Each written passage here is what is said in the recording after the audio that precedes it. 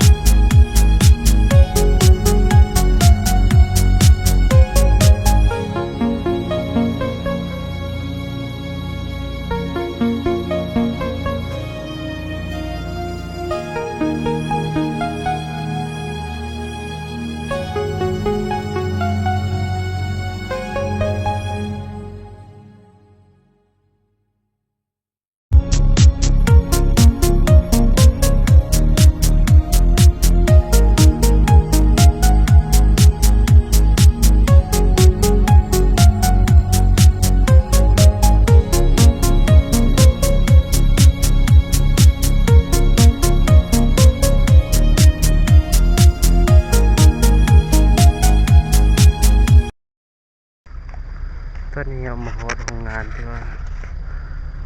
จะเอาท่อลงแล้วเนาะนี่จะเป็นโรงงานที่ว่าเขาจะรับซื้อท่อ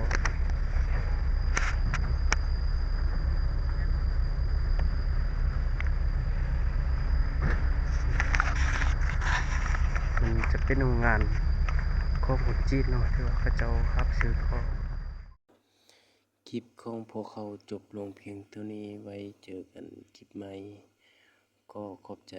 บ๊ายบาย